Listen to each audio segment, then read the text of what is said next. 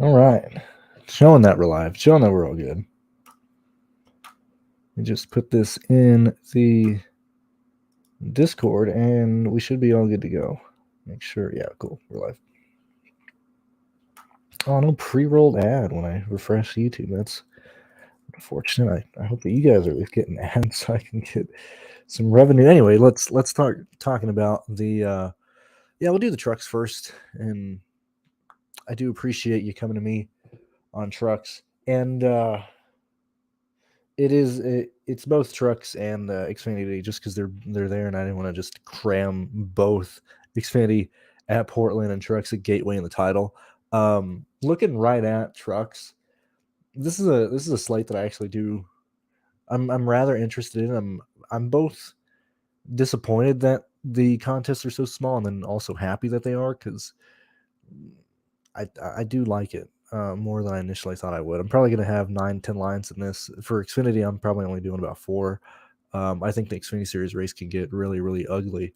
But for the Truck Series race, when we look back at the teams who have been really good at Gateway, and this is a place where I do trust track history for teams quite a bit for places like Gateway and certain specific tracks. And when we look at front row racing with Zane Smith, and even back when they were first starting with Todd Gilliland, this is where Todd Gilliland was pretty much killing the field, and then kind of absolutely dumped and clowned on by Creed for no real reason. This 38 truck has always had speed here. This team has always been good here. I really like Zane Smith today. In terms of talking Corey Heim, I do have 2 lines with Corey. There is a situation where this race goes green. I do doubt it though. We've seen a lot of situations this year where a lot of early dominators, I made a mistake, a lot of early lap leaders have been hurt, leading laps wise due to early yellows in the truck series. And that's a situation where I am concerned about Corey Heim. Um, I actually do want to start playing him more at intermediate tracks, but this is a race where not only do we not have, a ton of laps, what is it, 160? Um, Pretty sure it is.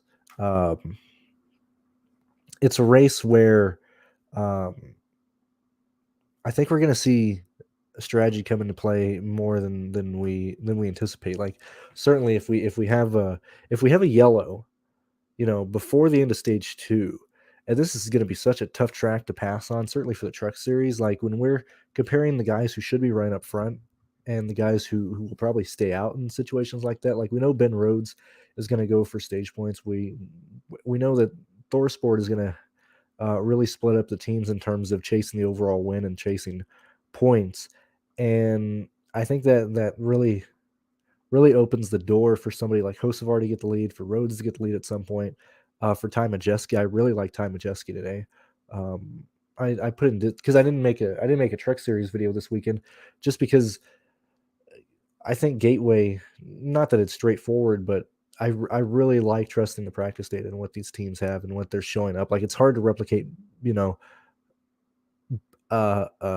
hard to replicate fast times with a bad truck here at Gateway just because it's so long. You have to roll the corners, and it's so dependent on how good the truck is. Like I really do like Ty Majeski. We've seen Ty Majeski run up front constantly. I think Ty Majeski is going to win before Corey Heim at this point, and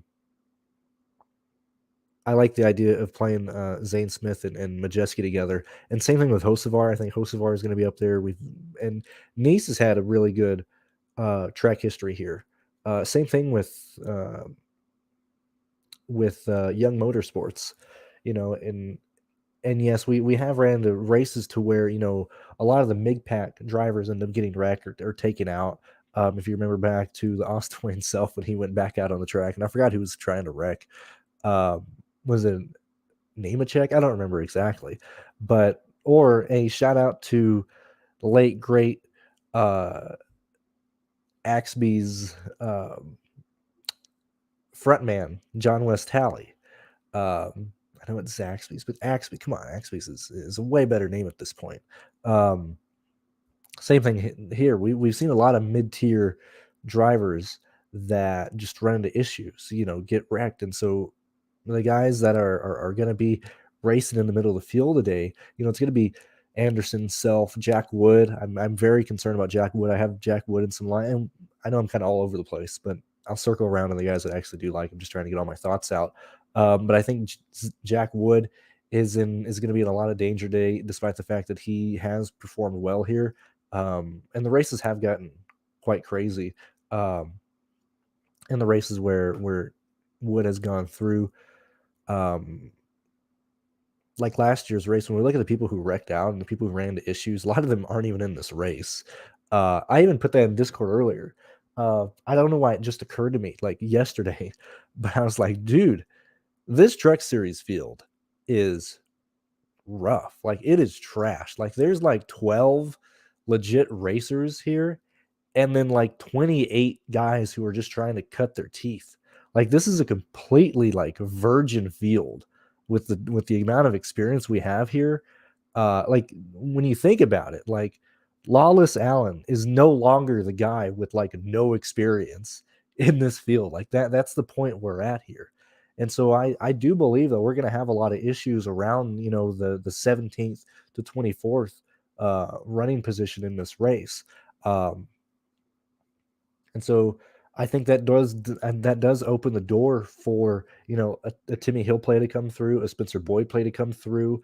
Fogelman, I think Fogelman is very difficult chalk to fade. He'll be directly in the line of fire whenever things go wrong. I'm saying, and same thing with Kraus. Like, Derek Kraus is a very hard fade in terms of the guys that I want to try and be overweight on. Looking at my lines right now, it's certainly Zane Smith, Dean Thompson. I really like Dean Thompson. I think Dean Thompson has a real chance of being optimal today. Fogelman, and Kraus. Those are the guys I'm looking at, of trying to be overweight on, and then certainly sprinkling in, some Ben Rhodes, some Hocevar. Let's talk about Rajah Caruth right fast. This is a guy, and I'm very much gonna get off Rajah when the ownership hits, but he has not carried ownership at all in his Xfinity Series starts. And I understand he's not jumping up through the field. But when we look at Rajah Caruth here, $5,900 for, I would argue, one of the highest funded trucks in the series, to where this truck alone has top 10 speed. Now, I don't expect Rajah to finish top 10 today, but I think Rajah has a real chance of outrunning, the guys who are going to be trying to kill each other for like 18th and 19th, where I think Rajah can run 15th today and be fine. I think he has to do very little, and certainly when you start looking at the 5K range of who I think can actually outscore each other, I think Rajah is the highest scorer in the 5K range, today. And I would argue that the next highest scorer in the 5K range has a real chance of being Spencer Boyd. Just by how this race can play out. And so personally, I'm probably going to be overweight on Rajah Caruth just because I want to be ahead of the curve on this, because at some point Rajah is going to start carrying ownership. Out of all the new drivers in here, and I've talked about him before, he's a guy who understands what he's doing. He's not going to tear the equipment up. He has a lot of short track experience, and this is going to race, at least not in terms of, oh my God, he's good at Martin, or like whenever people are like, oh, he's got short track experience, so he's going to be good at Martinsville. No, I mean, like, Rajah knows how to not destroy the car. That's what real short track experience is, when you could race and not kill each other for this. When we're looking at the practice data, Kraus is showing that, unless he does something stupid, which it is Derek Kraus, and I wouldn't be shocked if he does. But Derek Kraus, it's going to be really hard for him not to be optimal today.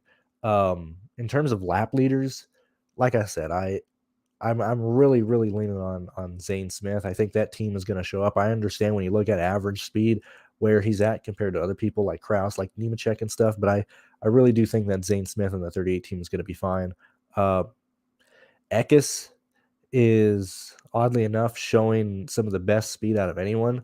And while I'll probably end up with at least 2 lines with Eckes, and that makes me want to play Majeski even more, because Majeski has not burned a lot of people, but if you've gone out and played Majeski to be a lap leader, which I have done here and there, it really hasn't worked out a ton.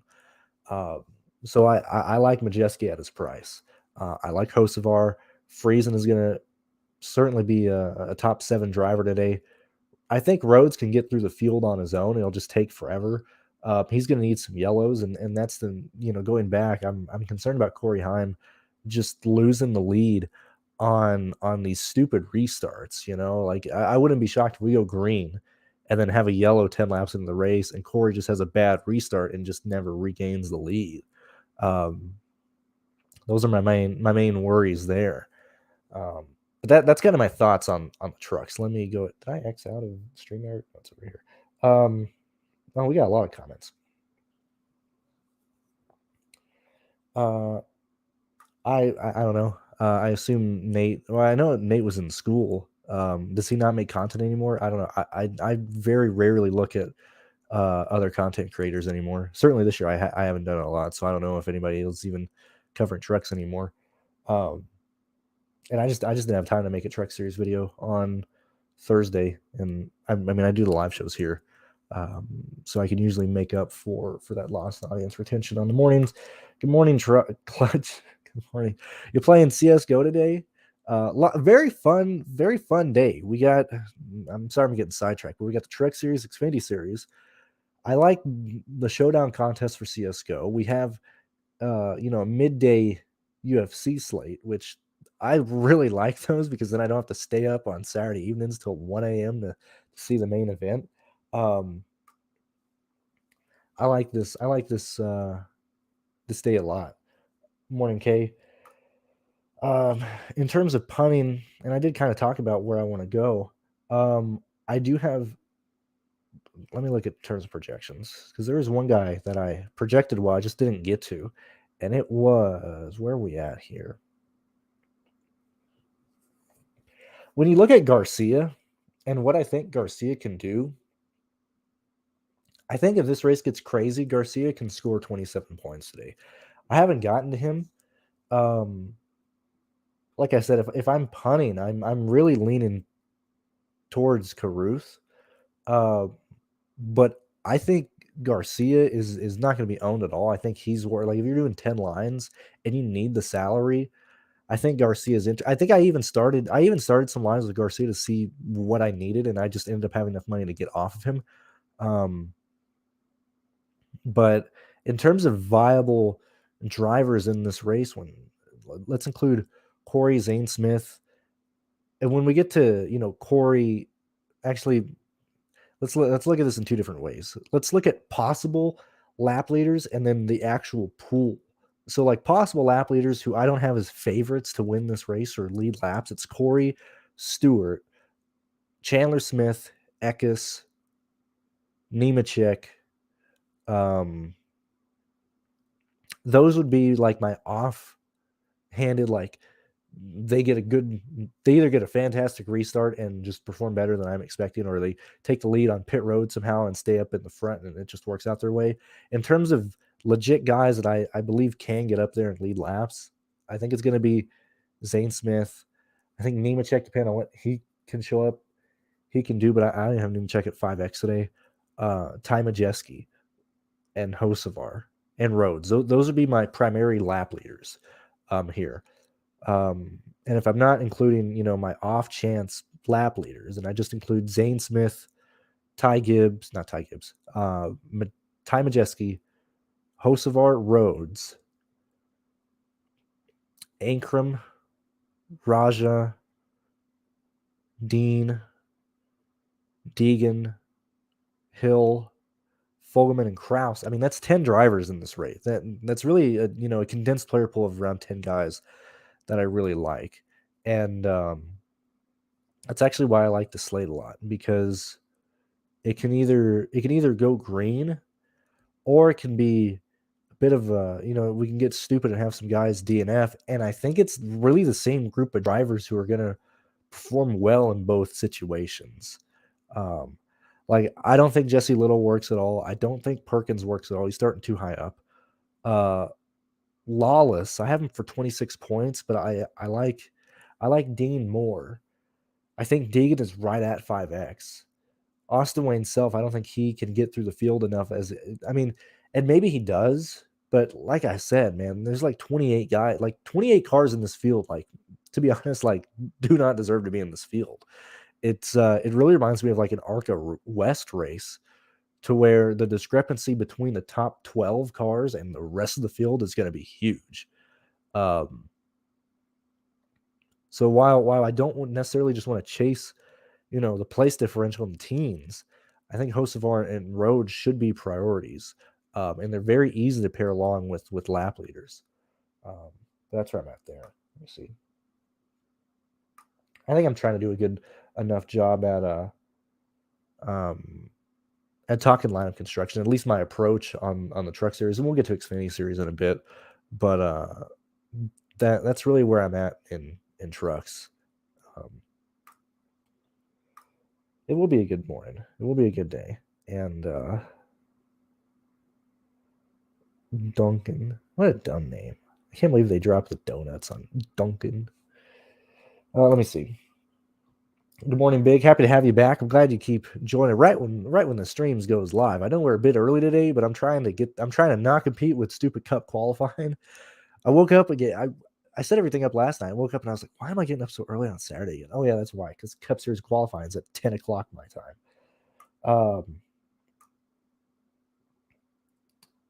So, and a lot of times I do kind of go through this whenever I do talk, but I will certainly rank the 10K guys, and I'll rank them based on projections really quick. So let me do that. Yet again, I appreciate you guys joining me on this Saturday early morning video. Let me move this here. All right, in terms of the 10K guys, I would rank them, and we're just talking 10K guys.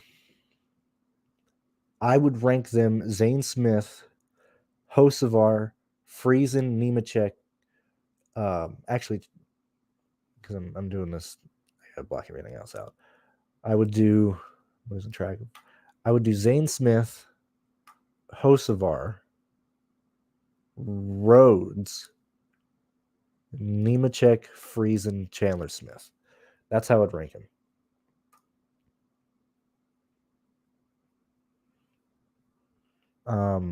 I also do think that this, and certainly for Xfinity, but this is a race to where I think you just need 5x from like Hocevar, from Rhodes. Like, I don't think this is a race where I necessarily need to chase like a 5.5 day from Hocevar. I think if he could score 50, I think he's going to be there, because I think when we look at guys that I have projected in the 50s, I do have Nemechek, I do have Rhodes, Friesen, Hocevar, but these are kind of giving laps led as well. But when I compare him to other guys, other high scoring guys, I think Hocevar has a really good chance to be an optimal day.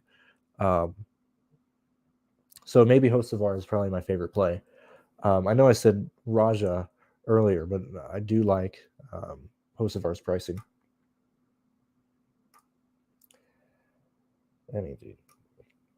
When you look back, I mean, first off, no offense, I don't mean to try and be that guy, but NASCAR is filled with propaganda from the booth, from guys. Were you guys watching Mike Joy, bail out the fire of the safety crew yesterday? You're like, oh, give these guys some credits. They're having to run, 300 yards. Kligerman pulled that car into the infield. We're not expecting a fire down there. Come on, get out of here, dude. They run into that all the time, to where they just don't care. They let cars burn down. That's why I don't mean to sound nihilistic, but NASCAR needs health scares to get their asses in business. Like, part of me wishes, Kligerman could not unbuckle. He could not get out, and so, I mean, it's embarrassing to see, the Rick Ware crew in t-shirts, basically trying to open the hood to try and put out the fire, to try and do something. I know a lot of people are like, "Oh my God, what is that guy doing, kicking the fire in the tailpipe?" Well, he's doing more because there's no crew out there. Um, so and also don't trust the booth for really any input. Like Waltrip is going to talk about anybody in good light. Vince Wallace is going to talk about anybody in good light. And certainly last year we've seen the drop off between what GMS was and what they are this year. And we're really seeing, an even out between the top of Thor Sport, the top three of KBM, and certainly where the Zane Smith truck is. Same thing with Hocevar. I don't think GMS necessarily has they're not they've kind of lost a step. And I think a big portion of that was going to the Cup Series. You've lost the focus of just the Truck Series. Now you're kind of splitting up, and certainly put a lot of priority on the Cup Series. And so I don't think that is the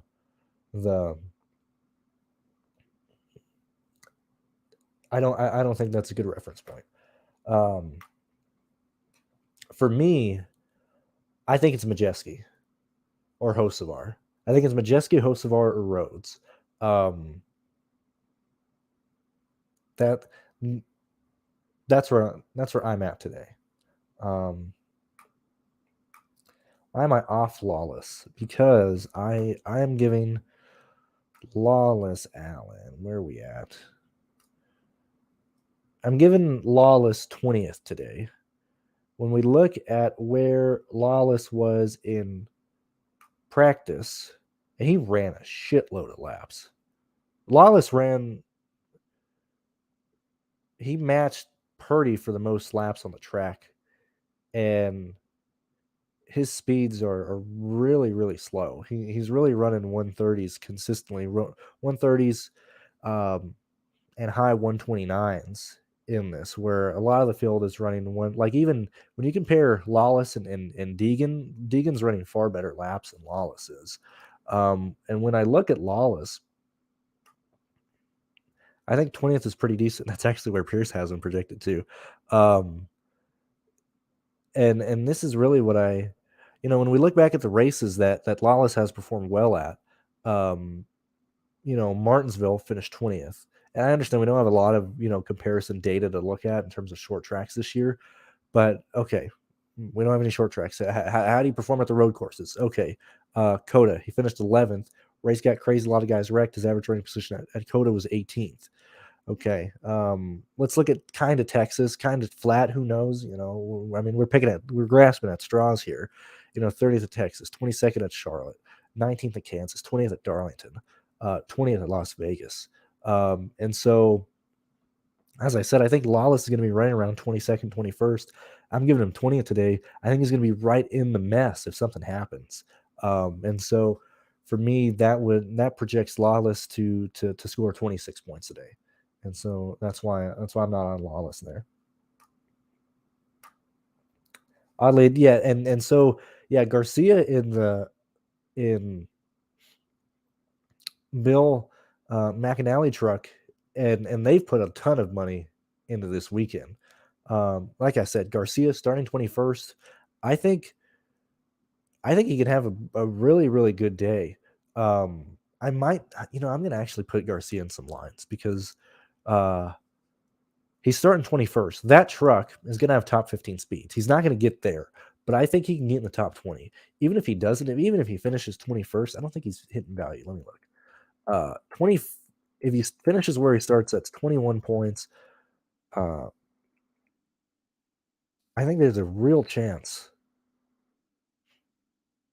he just has to finish better than he starts.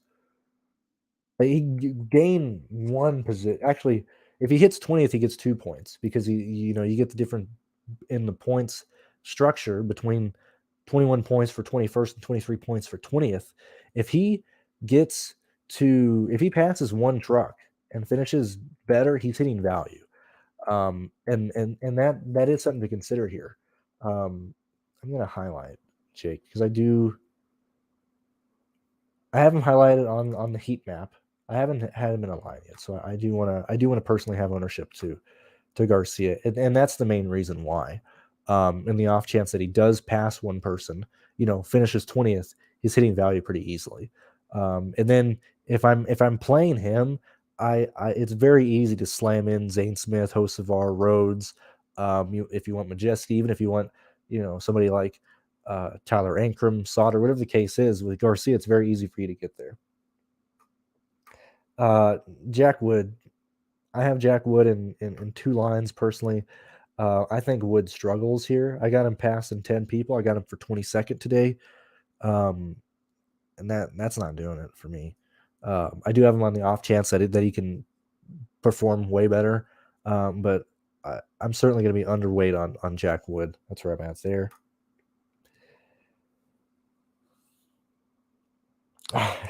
I do appreciate you helping him out, Sterling. It's all right. I'll talk Portland in a few moments here. Johnny Sauter, I got him for just under value, 5x that is. But this is you got to remember that Sauter's runs here, specifically where are we at? Specifically last year, actually in 2020 was tainted with mechanical issues. So that's 33rd. That 33rd place finish is certainly an outlier. That was a mechanical issue. Do I think he gets another top 5? I don't think so. But I think, and yet again, going back to my argument of really 2/3 of this field is just guys who are trying to survive and get there. Johnny Sauter is certainly a real racer in this race. I think if he $8,900 for a guy that I think can finish 9th, 10th, or 8th today, I do have ownership to Sauter. However, I like Ankrum slightly more, but I do have ownership to Sauter. I like Timmy. I got Timmy in 2 lines. He's not a priority for me today, but I do have that. Mason is a big no for me, just because he's in the Reum car, and I think it's very identical to what would you do with Josh Reum in the vehicle.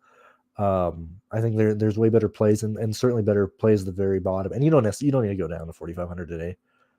If you like Mason and you like want to project for like 30th or something, I think it's worth the stance taking Garcia and hoping he finishes 20th. Let's see. I think we are going to transition to Xfinity at this point because we spent 27 minutes on trucks. I think I've talked about the guys that I want to enough, and we can always come back later. But let's go ahead and jump into Xfinity. So let me get my Xfinity stuff up here. So when we're looking at the Portland race, I literally put in my notes on Patreon. Just God be with your drivers. I assume rain is still in the forecast. I have very little interest in Portland to begin with. First, I just want to be transparent on that. I think I'm only doing like 4 or 5 lines. And I'm pretty sure last time I checked it was going to rain. Even if it doesn't, I think this race is going to get fucking stupid. We're going to have guys pushing each other out of the way. And it's really a lot of my arguments that I made in the video on Thursday still apply here. And all that was before rain. This track, I don't even want to rant. Why is it taking so long to load? What's going on? In terms of what I'm doing for Portland, I have not made any lines yet, but looking specifically at projections and remembering what I was doing, messing with lines earlier, let's look at this race in 2 situations. One, the guys who finish up front are the guys who are supposed to finish up front. Those 4 drivers are Ty Gibbs, AJ Allmendinger. I think Connor has a real chance of playing an upset, being in the top 5, and certainly if the race gets ugly, and Josh Berry. Those are the 4 guys that I think are going to be top 5, top 6 contenders in this race.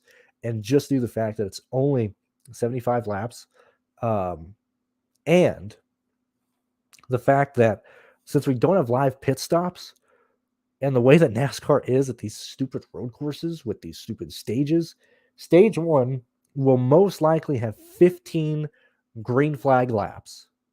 Okay. I expect we're going to have somebody run off the track. Somebody gets stuck in the grass. Something happens. We lose 10 laps under caution for the first stage. We go into the stage break. The fact that we got to, somebody's going to mess up the live pit stops. We're going to pace around at least for 3 laps. The stage break is going to be like 15 minutes. Okay. So we enter stage 2 probably with 20 laps to go on the stage. Say we have another yellow. We get another 10 laps of race, of green flag racing, maybe slightly more, but we're going to see yellows in this race. Um, so at this point, we're 50 laps in the race, and we've probably had 32 or less scoreable fast lap opportunities. Because clearly laps led are going to be scored anywhere, but the fast laps are going to be significantly limited in this race. And so, in terms of like actual laps, like for fast laps, I think we might see like 45 fast laps in total of this race spread out between, the field. And so it really leans to either landing on the lap leader, who should be Ty Gibbs or AJ Allmendinger. That's just how it's going to play out. Or chasing place differential, which is yet again why I don't necessarily love this race, because not only is this going to be a really difficult track, like we're going to get stupid. Like that first, I'm telling you that we've seen it in ARCA. We've already seen these guys cutting the track. Like, and I guess NASCAR just doesn't care. Like when it's Indy or Daytona, they're like, we're going to put these turtles here, but they're just letting them like cut the curves entering the first chicane on the right down the front straightaway. And then like we're going to have somebody either cut the chicane or wreck in the first corner. And if they don't do that, they're still going to wreck in the first long right-handed corner, as I said in my video. And then certainly we're going to have guys, over braking, overshooting, the left-hander coming down the back straightaway. I just think there's a real chance this race gets ugly. And so I really do want to focus on place differential. And my mentality entering this race was, if I do 6 lines, I'll do 2 with Ty Gibbs and AJ. And I think I'm going to do the rest of my lines chase and place differential, hoping that this race really does get stupid and the amount of fast laps are incredibly, incredibly limited. And the laps led either go to one guy who gets spun late in the race. I hate approaching it like that, but I think that's the stance I want to do. Or the laps led are spread out enough to where, we have, one guy leads, 18 laps, one guy leads, 15 laps, and one guy leads 11. And in total, the guy who leads 11 laps only scores 2.75 points. 15 is 3.75. 18 is 4.5. And so I think I can outscore those guys by chasing place differential plays like Barry, like Jones, like Ryan Sieg, um, even like Bailey Curry, JJ Yaley, Ryan Vargas. Um, I think it's a race that really leans towards place differential by how stupid this race could get. I assume the optimal is probably going to have lap leaders, but in terms of cashing, I really do want to try and be aggressive on um, trying to get off of Ty Gibbs and AJ Allmendinger and trying to play Gregson. Playing or not Gregson, or like even Gregson too. Like, sure, he's starting 11th. He's going to be going to the rear of the field, but I think Gregson probably finishes around 8th today. Going to be hard for him to get laps led and fast laps unless he gets off sequence somehow. But I think Allgaier is a guy that I'd like to throw out there to lead laps. Connor, like I said, if I'm not playing Gibbs and AJ, I think Connor is a really, really interesting play to get up there. I think he's a guy who can jump on a situation where somebody gets wrecked. And yeah, I really do think it's a place differential race for Portland, just because, especially if it gets rainy, these guys are gonna get so stupid. So that's where I'm at. Gut tells you if the race goes green, guys finish where they should be Gibbs and AJ in the top 10. But I think there's a real chance this race just gets absolutely stupid.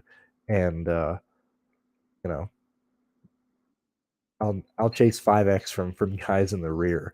and hoping that I can really. This really reminds me of a plate race.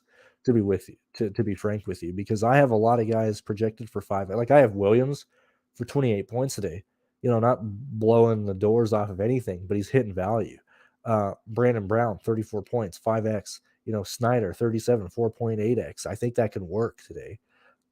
Even LeBay, if nobody wants to play LeBay, I got him for 35 points. But if that's a situation where I think he can be there, I think I certainly want to go there. And so that's really my approach for Portland is just hoping that this race just gets dumb as hell, and trying to capitalize on that.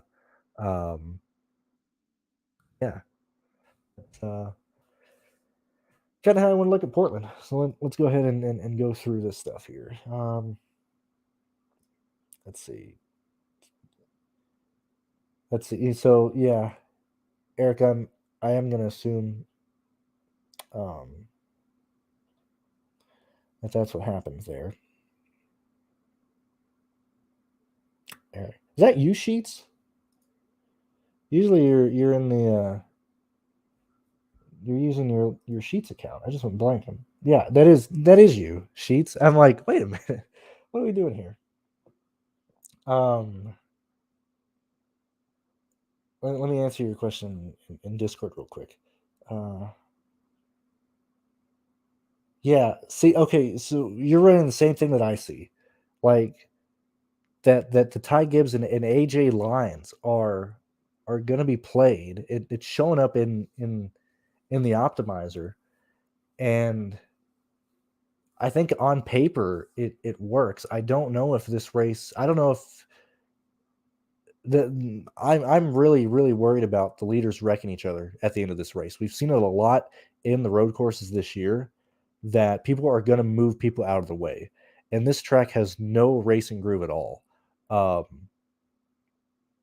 so I really do think the GPP play is to not play Gibbs and not play AJ and hope that either both of them wreck out or they just run into issues and a more balanced line can outscore them. That's where I'm at in this. Thank you, Eric. I do appreciate that. And Crowd's gonna be stupid high owned for that. Yeah, turn one is gonna be crazy. And is AJ going to the rear? I haven't seen it. But then again, I kind of just hopped on here and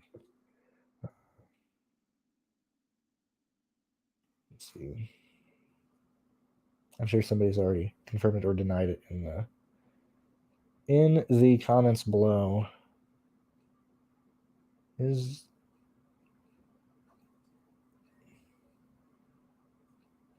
what is this?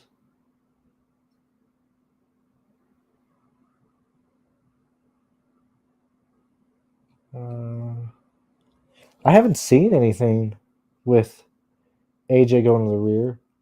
AJ will go to the rear on Sunday, but I haven't seen anything saying AJ is going to the rear today. Because on paper, AJ and Colleague expect to win this race. Like they're showing up here expecting to think that.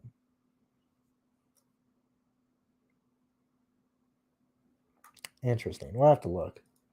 Yet again, thank you, NASCAR reporters. I'm on Twitter and I'm not seeing anything saying AJ's going to the rear for Xfinity. But look, between now and 3 o'clock, I can very easily find something in the next 6 hours supporting that. No. Oh yeah, hey, okay. No, you're good, Eric. I was just like Eric Haber. Man, oddly enough, he shares an identical name with Sheets. What is going on here? Yeah. AJ's going to the rear tomorrow. But I'm pretty sure AJ is keeping that 10th starting position for Xfinity. Yeah. I'm insane. I do appreciate you guys being here. Aaron um ACS, Sheets, Eric, thank you guys for being here, supporting me, supporting the work that Pearce and I do in the sheets and everything. I really do appreciate it. I'm not just blowing smoke up. We really do appreciate that. You said mech problem that they thought interesting. I have to maybe it does go to the rear. I don't know. We'll see. Well, the main thing is and it's the same argument that I made with Gregson. Like, people are probably discounting Gregson because he's starting from the rear. Gregson is going to probably finish 8th or 7th today. It's just the fact that he's probably going to score like 38 points. I currently have AJ Allmendinger winning the race, and I don't think I'll change that, even if he does go to the rear, because Colleague is racing for the win here. They're going to short pit. They're going to do everything they can to give AJ the track position. If I take this away?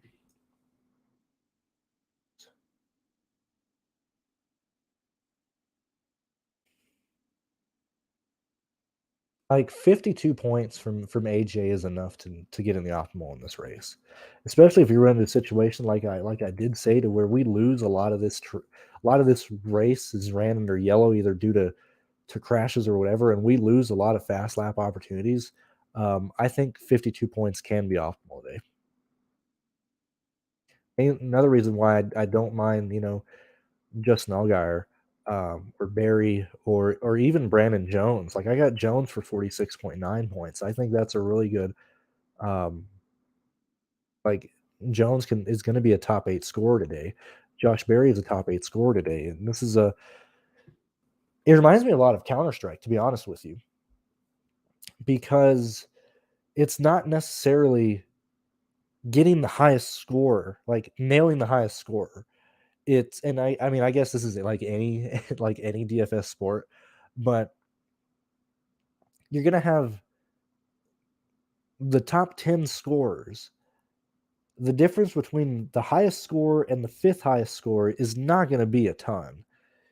And so, at least lineups that are going to score well, you can miss the highest scoring driver and then nail 2nd through 5th in your line. And I think that can chase, winning certain contests and stuff. And so, for me, I just want to try and get in as many of the top 10 fantasy scores as possible. And when I look at it in that situation, and I don't think this is giving anything out, I guess I won't say them in order. But let me go ahead and say the guys I have projected for that, because I think it is important when looking at this slate to look at it in that sense. When I label, or when I look at the top 10 scores, if I take out, Gibbs or AJ just running away with the race and just give them, a solid top finish, you might have like 3 guys in the low 50s today, and the rest of your, from like 4th to like 13th in scoring, be, from 48 points to like 40 points, and so I just want to try and nail as many, guys in there as possible. And the guys that are in there, like, and I'll even give this, because some of you guys have the projection, some of you guys don't. I don't necessarily just want to give them all away, but like, for example, like, I have Gregson today for 38.5 for 38.45 points today. He's my 11th highest scorer. I have Hemrick for 38.15. I have Castle for 38. I have Jeb Burton for 37.45. I have Snyder for 37. I have Mayer for 36.45. And so all these guys are right there. And it's the same argument to be made up top with the scorers. And so when I look at it in that sense, who are guys actually looking at right here? Who is somebody in here that I haven't even mentioned, that I maybe haven't even considered playing? It's Creed. Sheldon Crate is a top 10 scorer for me. What is he at in value? Crate is a 4.5x value, 39.45 points. But he's showing up as a top 10 scorer. And it goes back to what I kind of started, and what I kind of looked at last night, is we might not necessarily need like 5.5x from guys. 5.1, 5.49, 4.8 values might be enough in this Portland race because of how stupid it might get. And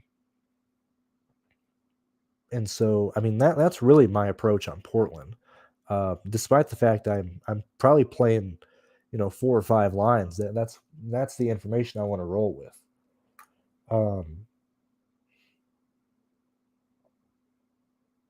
I got you. I have to look at it. Man, I can't I have no plans on seeing the new Top Gun. I've seen the old one. I don't have to see the next one. I don't have to see the new one. That's crazy. Let's see.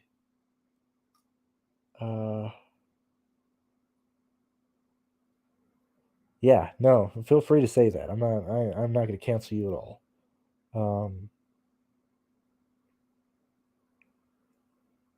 But I think I'm going to approach it the same way. I gotcha. Now, so you're referring to 16 in, well, no. Well, he drives 16 in both series, so yeah.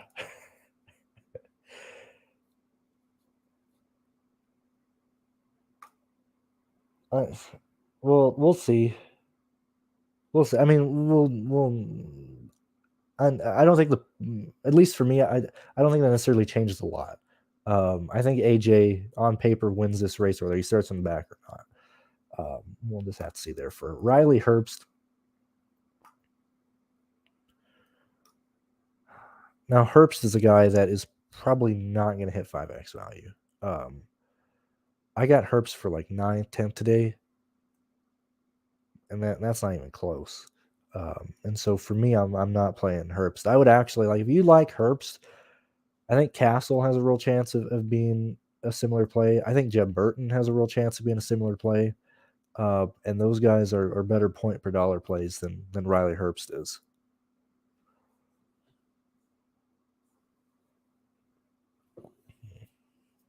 But I think that's where I'm at there. Maybe I haven't given the picks out for Xfinity, but I think I've made enough arguments, or at least the way I'm approaching this race, to give you ideas of how I want to go.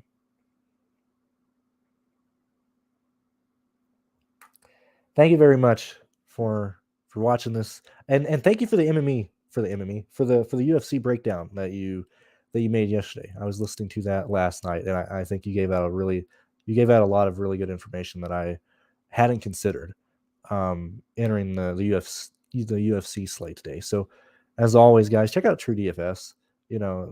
Sheets, Bobby, they're not paying me to say that. I always listen to their live shows. Certainly, they've been killing it for baseball. I like their inputs on NBA during the season, and so I always have Eric and Bobby on in the background whenever I'm working. So thank you, Sheets, for being here this morning. Hopefully this gives you some sort of help. I think I am probably going to end it there, because I think I've touched on enough things. I think for both races that you guys have a good idea of how I'm going about approaching these races. And so thank you guys for listening. Thank you guys for joining me. If you guys like any of the content that I make, or if you appreciate any of the hard work that Pearce and I put into the sheets and just doing all this, you guys can join the Patreon below. It's the beginning of the month. You can get all the races there, or you can donate directly on my PayPal. And if you say, hey, share this with Pearce or send some of this Pearce's way, I'll do that as well, because I have done that. But thank you guys for being here. Thank you for listening. And I will see you guys in the live show for tomorrow. So I will see you tomorrow morning, probably around the same time, maybe like 30 minutes later, but it's going to be the same time tomorrow. So I will see you guys then.